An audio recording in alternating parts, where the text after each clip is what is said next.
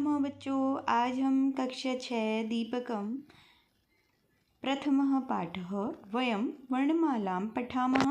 मैं क्या लेकर के आए हैं? वर्ण संयोगः। अब बच्चों इससे पहले आपने क्या पढ़ा था? वर्ण वियोगः। वर्ण वियोग में क्या किया था हमने? शब्द में से वर्णों को अलग अलग किया था।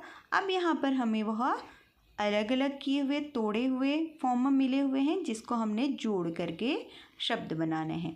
तो जोड़ने की प्रक्रिया बहुत सरल है बच्चा, बस इसको समझना है आपको एक बार कि ये कैसे करना है। ठीक है, जैसे हम जो हमारे पास दिया हुआ है शब्द उसको ही देख लेते हैं उदाहरण के लिए। जैसे द में किसकी मात्रा है? आ की मात्रा है, तो क्या बन गया? दा बन गया। क्या बन गया यहाँ पे? दा बन गया।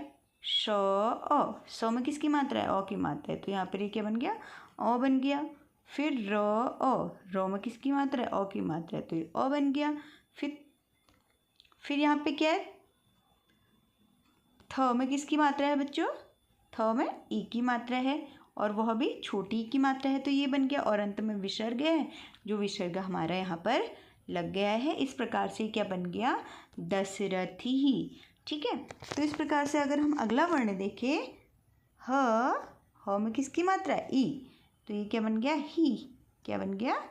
ही। म अ, क्या बन गया? मा। ल अ, क्या बन गया? अ। य अ, क्या बन गया? य। फिर क्या है? विसर्ग हैं आपके, तो विसर्गों से ये क्या बन गया? हिमालय। क्या बन गया बच्चा? हिमालय। क्या बन गया ये? हिमालय। हिमालय जानते हैं ना आप सभी। ठीक है, तो इसके बाद हमारा जो अगला है वह है क में किसकी मात्रा है? री की मात्रा है। किसकी मात्रा है?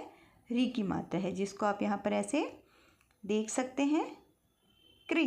तो ये क्या बन गया? क्री। श ण। अब ये दोनों ही आधे हैं, तो पहले हम श को देखते हैं। श को हम क्या बना देंगे? आधा बना देंगे, क्योंकि इसके आगे हमें कोई स्वर नजर नहीं आ रहा है। फिर ण को हम आधा बनाने से पहले इसके आगे देखेंगे। इसके आगे क्या है? अ है, इसका मतलब ये पूरा ण है। फिर क्या बना है? वह है विसर्ग, तो ये क्या बन गया? कृष्ण। ये क्या बन गया बच्चों आपका? कृष्ण। ठीक है, फिर उसके बाद हम अगले में आएंगे। बच्चा देखो, जब भी आप ऐसे वर्ण को कहीं पर देखोगे, अर्थात आपको वहाँ पर हाईलाइटेड किए हुआ मिलेगा या नहीं मिलेगा वो ज़रूरी नहीं है, बस आपने ये देखना है कि जब वर्ण व्यंजन वर्ण आ रहा है तो उसका अगला वर्ण स्वर है या व्यंजन है। यदि वह आधा वर्ण है तो हम इसको आधा लिख लेंगे, और इसको आधा लिखने से पहले भी हम इसको चेक करेंगे कि इसके आगे स्वर है या व्यंजन है। ठीक है, जिसका एग्जाम्पल हम आगे अपने अगले वाले में देख सकते हैं। ठीक है, अब यहाँ पे देखो बेटा, न में किसकी मात्रा है? अ की मात्रा, मतलब नौ लिखना है। र में किसकी मात्रा है? ए की मात्रा है। फिर र, देखो तीनों ही आधे हैं, तो हम सबसे पहले इस नौ को आधा लिख लेंगे क्योंकि इसके आगे हमें स्वर नहीं दिख रहा है। फिर द को भी आधा लिख लेंगे क्योंकि द के आगे भी हमें र नहीं दिख रहा है। परंतु हम यहाँ पर देखें कि र के आगे क्या है?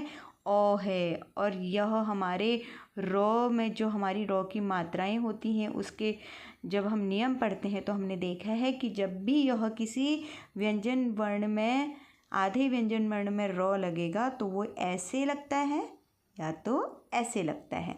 जैसे आपने इसका उदाहरण ले लीजिए, ट्रक, तो ट्रक में ऐसे लिखा होगा, यदि क्रम लिखा होगा तो ऐसे लिखा होगा। इसका अर्थ होता है बच्चा, जो मैंने यहाँ पे लिखा है, इसका अर्थ है कि यहाँ पर र आधा नहीं है, र से पहले आने वाला जो वर्ण है वह अधूरा है। इस प्रकार से फिर विसर्ग लगा देंगे तो ये क्या बन जाएगा? नरेंद्र। क्या बन जाएगा? नरेंद्र। इसी प्रकार से आप आगे के वर्णों को भी करके देख सकते हैं। यदि आपको कहीं पे कोई भी दिक्कत आती है तो मैं इसका एक शॉर्ट वीडियो आपके अपने चैनल में डाल दूँगी, जहाँ पर आप इसके एक्सरसाइज को पूरा देख सकते हैं। ठीक है बच्चा, देखो आपके वर्ण संयोग इतना ही है और ये काफ़ी सरल है, तो तो आप एक बार इसको करने की कोशिश कीजिए। अगर आपसे नहीं होता है तो फिर उसके बाद आप मेरी अगली जो आने वाली शॉर्ट वीडियो होगी या शॉर्ट्स होगा उसमें आप इसका हल देख सकते हैं। जो